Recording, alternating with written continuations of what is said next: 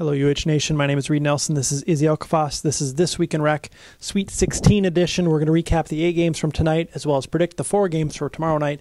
Start out with Game 1. Number 1 seeded Rebels take down the number 16 seeded Cush Club. Talk about this win for the Rebels. It's expected. Cush Club caused them a little bit of trouble, especially early on. Like I said yesterday, the Cush Club did have a lead. Midway through the first half, they started to struggle a little bit. Rebels turned up their defense, and then in the second half, it was just a lot of turnovers, a lot of missed opportunities in transition for Cush Club, and the Rebels just continued to extend the lead, and exactly what we expected. Yeah, the Cush Club lost their cool at the end of the game. They went into a zone about 5 minutes into the first half. 8 possessions, they forced 5 turnovers on the Rebels, so might be the way to beat the Rebels. Durant Jemima, the 19 seed. Durant Jemima took on the 3-seeded Ninja Turtles. Ninja Turtles cruised in this win. Talk about that. I didn't watch it. I was playing with the Fob 5. I glanced over periodically and saw a couple of alley-oop attempts by the Turtles. So I don't know if they're taking it completely seriously. But not a surprise at all. I thought it would be a 40-point game. I don't know how it ended. Was it like 26? I'm not sure. I know it was something like that. But yeah, it was expected. Turtles are just too good for them. Okay, number 2 seeded Gorillas, your squad, fall to the Bulls. I believe you had a 13-0 lead to start the game. Roger Powell came in about 10 minutes into the first half. Talk about the loss for the Gorillas. It's tough. Rod probably had 40, 45 points. He just lit us up. He got to his spots. We couldn't stop him for most of the game. We had that 13-0 run to start the game, and we stopped moving the ball around a little bit, and the Bulls took advantage of it. And when Rod's on, nothing you can do. Number 4 seeded Tropics, and probably the largest upset of the night, the number 4 seeded Tropics fall to the number 13 seeded Lakers, a play-in team. Not a lot of people were necessarily surprised by this. Were you surprised? No, I mean, I'm not surprised. I predicted a 2-point Tropics win. I'm surprised with how lopsided the game was, but the Lakers are trying to prove a point to me, or whoever they're trying to prove a point to. So, Scott, congratulations. They just looked focused today, and the Tropics still can't win a playoff game. There's a lot of bad shots, a lot of just suspect decisions throughout most of the game, and the defense was not there today. So, big ups to the Lakers. As a big win. Number 5 seeded Red Devils held on late against the number 12 seeded St. Paul. You were actually playing during this game, but I can say that that St. Paul had a chance at the end. They had 2.5 seconds left with the ball inbounded at the way end, a 3-point. They were down by 3 points. They inbounded it down to about half court to Pinkett. He lost the ball. I don't think people realize how much time 2.5 seconds is. You know, you can get the ball at 3-quarter court, make 2-3 dribbles, and actually get a pretty decent shot off from there. So Red Devils hang on. The number 6 seeded Raucous falls to the number 11 seeded North Stars. This was one of my predictions for an upset. I actually have the North Stars in the Final Four. Talk about this win for the North Stars. It was big. They had Rowe this time, and I don't believe they had him in the first game. He was able to frustrate Marcus, and Marcus didn't look like he was ever in rhythm. And that was the difference in the game. I said yesterday that they don't have anybody that can guard Marcus, and I completely forgot Rowe was on the North Stars because I didn't remember from last time. So that was huge for them that he was there. And despite Chris being inconsistent throughout most of the game, they did a really good job rotating and crashing the boards on the defensive end. So congrats to them. It was a good win. The number 7 seeded Sock Thumpers, who I thought looked wonderful tonight. They were clicking on all cylinders. Really easily took down the number 10 seeded Greenhorns. Talk about the win for the Thumpers. Solid win. I'm still confused by the Thumpers because they look so average at times, and sometimes they look really good. Like they can compete with anybody.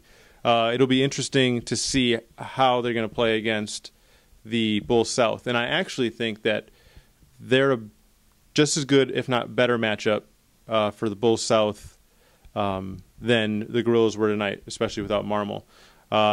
So that'll be a good game. And if the Sock Thumpers can get past the Bulls South, they can easily beat the rest of the teams the rest of the way if they play the way they play tonight. Final game of the evening, the number 8 seeded Riddlers fall to the number 9 seeded Fob 5. Talk about the win for Fob 5. Big win. Like I said, the two teams yesterday, when I said it, they match up really well with one another. The Riddlers focus all their game on perimeter shots, and we knew that going in. They did a good job on Byrne, but Byrne was able to find open shooters, and it got really ugly for stretches. The offense was non-existent for both teams, so it was just a defensive battle. The Fob 5 were up 13, 14 points in the first half, and the Riddlers just slowly cut it down. But in the end, it was just a little too late, basically. Fob 5 just held on. So Fob 5, the number 9 seed, will take on the number 1 seeded Rebels tomorrow night. The main thing I want to focus on is Dustin Dupont will play for the Rebels. Talk about what that loss of Mr. Dupont means and your prediction for that game. Oh, it hurts, obviously. It hurts less because we're not going to play man, was my guess, depending on – it worked today with the Cush Club. They went zone, and it was efficient. The Pelicans did it. I'm sure the Fob 5 will implement it, and Dustin Dupont is a lot better in man than he is in zone. I'm not saying he's not good in zone, but the guy's a beast in man. It'll come down to Fob 5 being able to score on the Rebels' defense. They're not a very good offensive team. They focus solely on defense, and the Rebels are just a better version of them. So they have all the advantage, especially with Dupont being on the Rebels, and I think the Rebels win by 14. Number 5 seeded Red Devils will take on the number 13 seeded upset-minded Lakers. Talk about this game. The Lakers Red Devils? Yes. I don't believe this. Oh, this may be a rematch that the Red Devils won. Briggs is saying no. Briggs is saying no? Mm-hmm. Okay. So this is an original game. It's an original game. Okay. So we have nothing to base this off of. So I'm going to assume that Trey Sales is going to guard Noe Mendes. And that's going to be a nightmare for him because Trey Sales is bigger, faster, stronger. If he shows up, he'll slow down Noe. Every team has figured out to lay off Kyle Thies, so they have that down.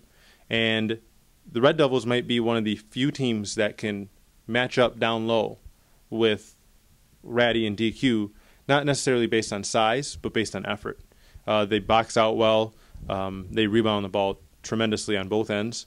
And if any team is going to stop them, it's going to be the Red Devils. The Lakers, like I said, are out to prove something, but I just don't think this is a good matchup for them. I think it might be the worst matchup for them. So I'm going to say that the Red Devils slow them down, and the Lakers' defense isn't good enough, even though the Red Devils aren't potent. They'll still be able to score. So I'm going to say Red Devils by 4 in a close game. Okay, the number 3 seeded Ninja Turtles will take on the number 11 seeded North Stars. North Stars look great tonight, Iron 5. Talk about this game. Well, any game with the Turtles is going to go down to the wire, or could go down to the wire. They're familiar with one another. Jansen's going to guard Chris. That's going to be tough. No Bryant, so it's just going to be a backcourt of Ryan and Justin. So the North Stars need to get production from somebody other than Chris Maher.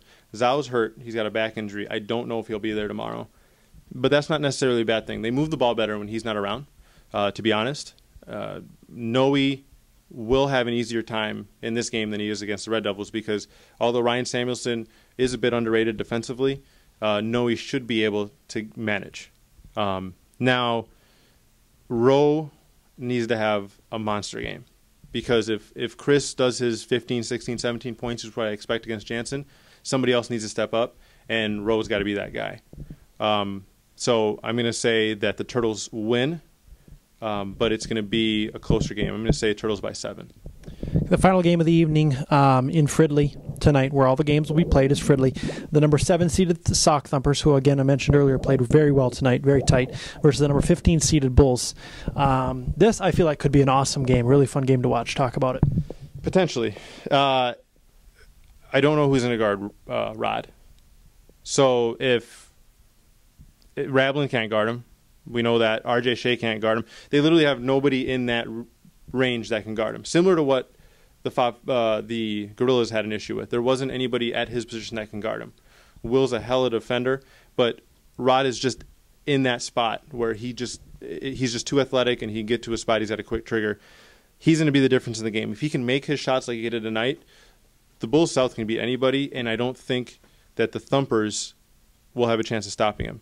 Now, Sonny Younggraves needs to have a better game than he had tonight for them to make sure that they win. And if Zhao shows up, does that necessarily help the Bulls South, or does that take away shots from Rod? It's kind of a toss-up at this point. If Zhao shows up, I think that the Bulls South lose the game. If he doesn't show up, I think the Bulls South win by 8. I know Sonny's been battling the flu lately, so I know he's been a little bit under the weather. So, all right, those are the 4 matchups tomorrow night in Fridley, or tonight in Fridley, actually. Hope to see you guys out there if possible. We'll be starting at 7 o'clock, and we'll be doing 1 game at 7, 2 at 8, and 1 at 9. So check uhlife.com for the schedule, and we'll see you tonight.